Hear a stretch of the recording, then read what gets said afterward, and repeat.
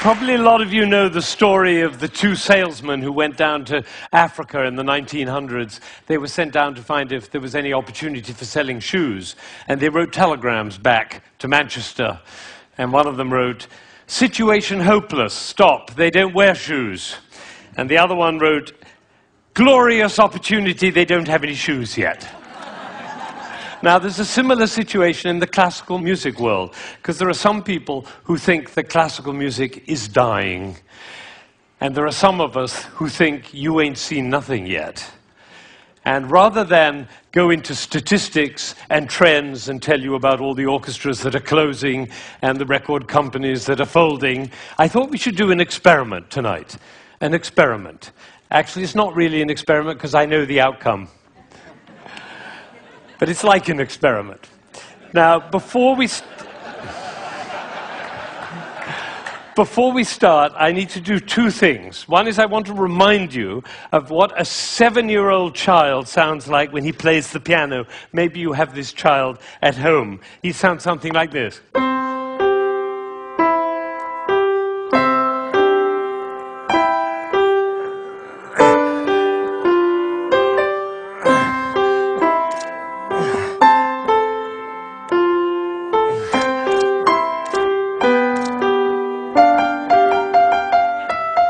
I see some of you recognize this child. Now, if he practices for a year and takes lessons, he's now 8 and he sounds like this.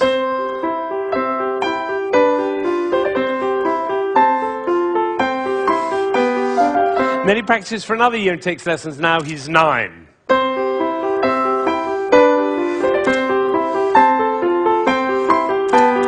And then he practices for another year and takes lessons, now he's 10.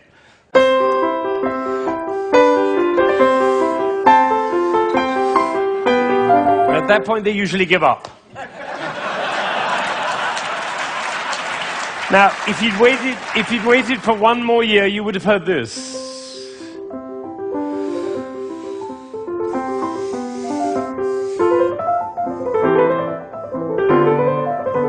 Now, what happened was not maybe what you thought, which was he suddenly became passionate, engaged, involved, got a new teacher, he hit puberty, or whatever it is. What actually happened was the impulses were reduced. You see, the first time he was playing with an impulse on every note.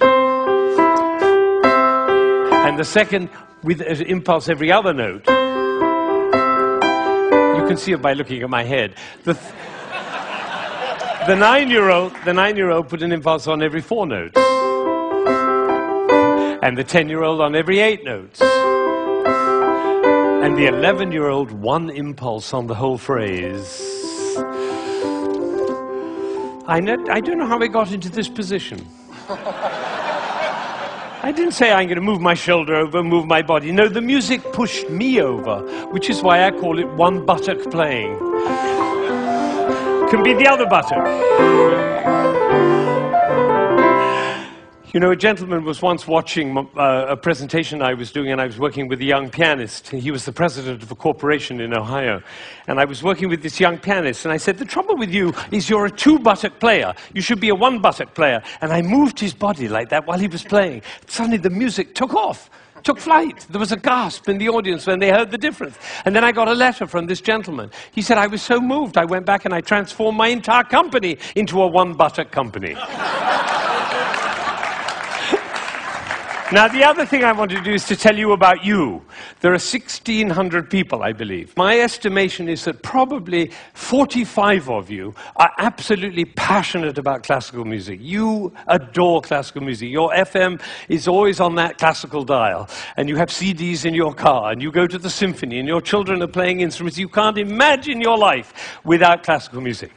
That's the first group. It's quite a small group. Then there's another group, bigger group. These are the people who don't mind classical music. You know, you come home from a long day and you take a glass of wine and you put your feet up, a little Vivaldi in the background doesn't do any harm. Right? That's the second group. Now comes the third group. These are the people who never listen to classical music. It's just simply not part of your life. You might hear it like secondhand smoke at the airport, but and maybe a little bit of a march from Aida when you come into the hall, but otherwise you never hear it. That's probably the largest group of all. And then there's a very small group. These are the people who think they're tone deaf. Amazing number of people think they're tone deaf. Actually, I hear a lot, my husband is tone deaf. Actually, you cannot be tone deaf. Nobody is tone deaf. If you were tone deaf, you couldn't change the gears on your car, in a stick-shift car. You couldn't tell the difference between somebody from Texas and somebody from Rome. And the telephone. If your mother calls on their miserable telephone, she calls and says hello. You not only know who it is, you know what mood she's in. You have a fantastic ear. Everybody has a fantastic ear. So nobody is tone deaf. But I tell you what, it doesn't work for me to go on with this thing with such a wide gulf between those who understand, love, and passionate about classical music and those who have no relationship to it at all. The tone-deaf people, they're no longer here. But even between those three categories, it's too wide a gulf. So I'm not going to go on until every single person in this room, downstairs and in Aspen, and everybody else looking, will come to love and understand classical music. So that's what we're going to do.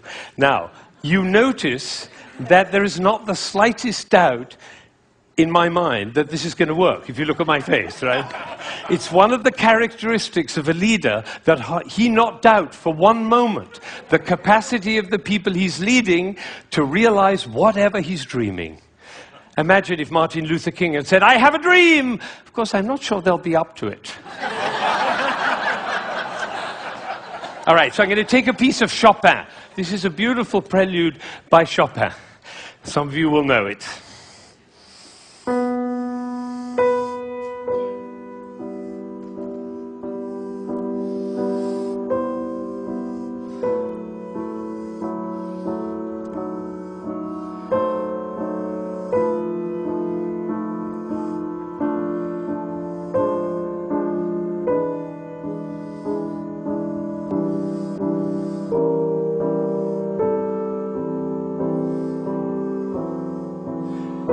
I think probably happened in this room. When I started, you thought, how beautiful that sounds.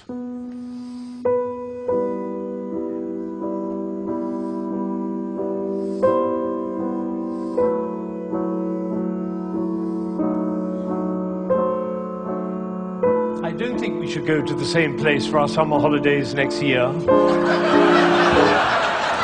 It's funny, isn't it? It's funny how those thoughts kind of waft into your head when we're listening to classical music. And of course, the piece is long and you've had a long day, you might actually drift off. And then your companion will dig you in the ribs and say, "Wake up, it's culture!" And then you feel even worse. But has it ever occurred to you that the reason you feel sleepy in classical music is not because of you, but because of us? Did anybody think while I was playing, why is he using so many impulses? If I'd done this with my head, you certainly would have thought it.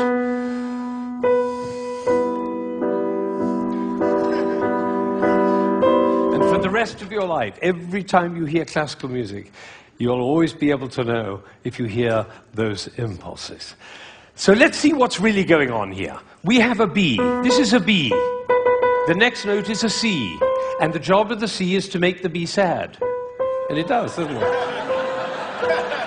Composers know that. If they want sad music, they just play those two notes. But basically, it's just a B with four sads. Now it goes down to A. And now to G. And then to F. So we have B, A, G, F. And if we have B, A, G, F, what do we expect next? Oh, that might have been a fluke. Let's try it again. Ooh, the TED choir. And you notice nobody is tone deaf. Is that right? Nobody is. You know, every village in Bangladesh and every hamlet in China, everybody knows. Da, da, da, da, da. Everybody knows who's expecting that E. Now, Chopin didn't want to reach the E there because what will have happened? It'll be over, like Hamlet. Do you remember Hamlet, Act 1, Scene 3? He finds out that his uncle killed his father. You remember he keeps on going up to his uncle and almost killing him. And then he backs away, and then he goes up to him again and almost kills him. And the critics, all of whom sitting in the back row there, they have to have an opinion. So they say, Hamlet is a procrastinator. Or they say, Hamlet has an Oedipus complex. No, otherwise the play would be over, stupid. That's why Shakespeare puts all that stuff in Hamlet, you know, Ophelia going mad and the play within the play and Yorick's skull and the gravediggers. That's in order to delay until Act 5 he can kill him. It's the same with the Chopin. He's just about to reach the E and he says, oops, better go back up and do it again. So he does it again. Now he gets excited. That's excitement, you don't have to worry about it. Now he gets to F sharp and finally he goes down to E. But it's the wrong chord. Because the chord he's looking for is this one. Right. And instead he does. Now we call that a deceptive cadence. Because it deceives us. I always tell my students, if you have a deceptive cadence, be sure to raise your eyebrows, then everybody will know. Everybody will know.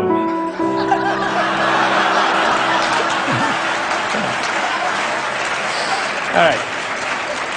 So he gets to E, but it's the wrong chord. Now he tries E again. That chord doesn't work. Now he tries E again. That chord doesn't work. Now he tries E again. That doesn't work. And then finally,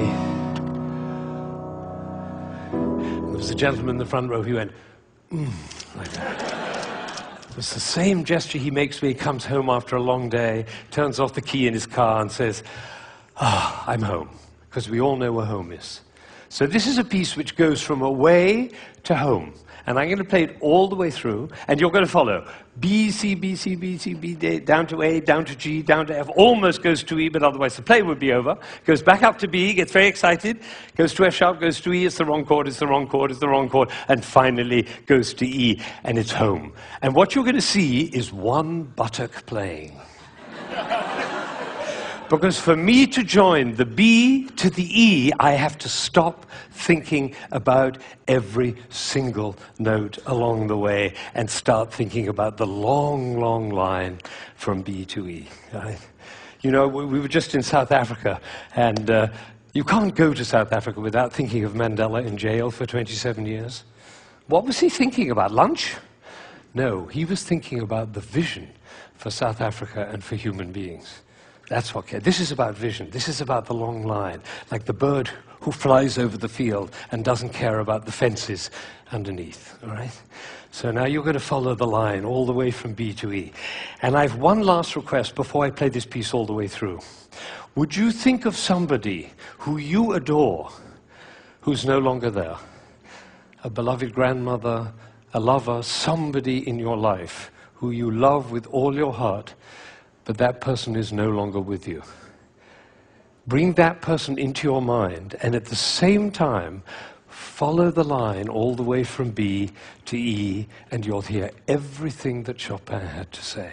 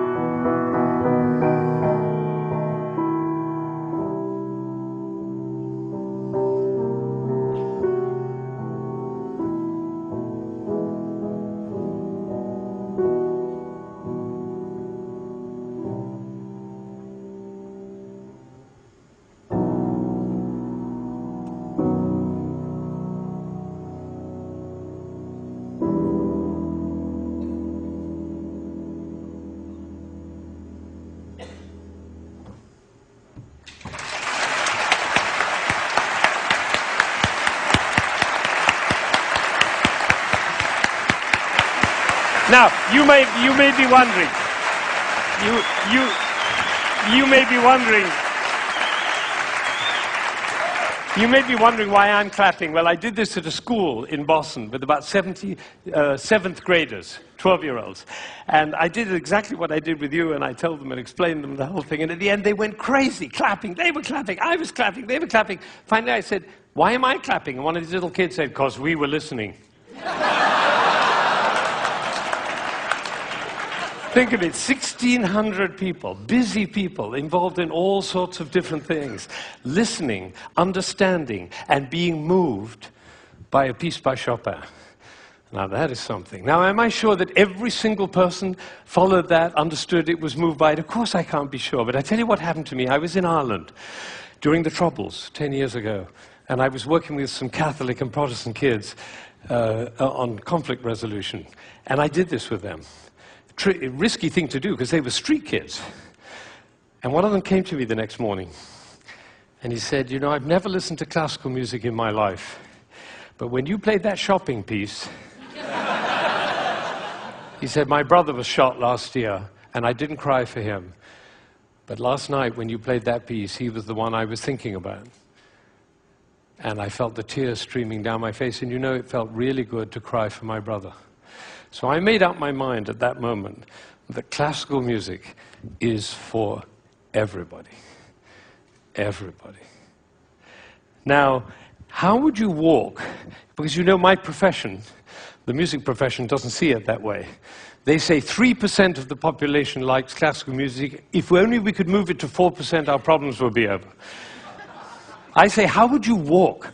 How would you talk? How would you be if you thought 3% of the population likes classical music? If only we could move it to 4%.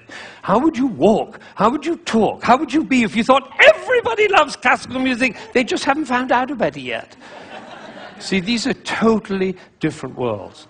Now, I had an amazing experience. I was 45 years old. I'd been conducting for 20 years, and I suddenly had a realization. The conductor of an orchestra doesn't make a sound. My picture appears on the front of the CD. But the conductor doesn't make a sound. He depends for his power on his ability to make other people powerful.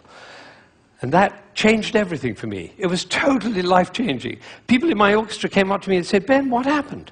That's what happened. I realized my job was to awaken possibility in other people.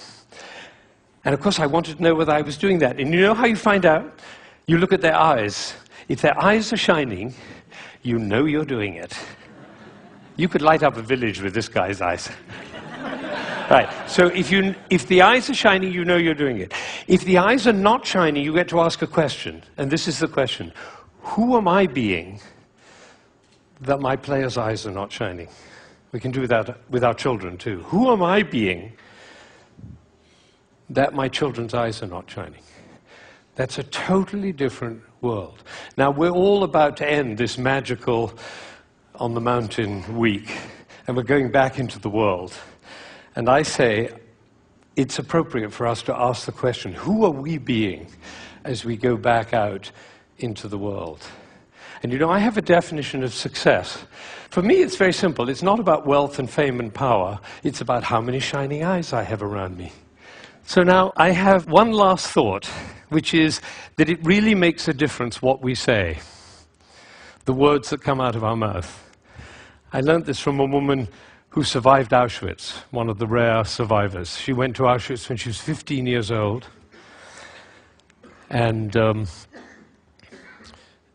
brother was 8, and the parents were lost. And she told me this. She said, "We were in the train going to Auschwitz, and I looked down and I saw my brother's shoes were missing. And I said, 'Why are you so stupid? Can't you keep your things together, for goodness sake?' The way an elder sister might speak to a younger brother. Unfortunately, it was the last thing she ever said to him, because she never saw him again. He did not survive. And so when she came out of Auschwitz, she made a vow. She told me this. She said, 'I walked out of Auschwitz into life, and I made a vow, and the vow was, I will never say anything that couldn't stand as the last thing I ever say.' Now, can we do that? No, and we'll make ourselves wrong and others wrong. But it is a possibility to live into. Thank you.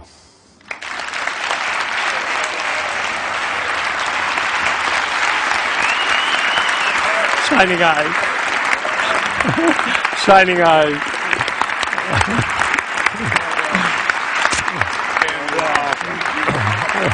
Thank you. Thank you.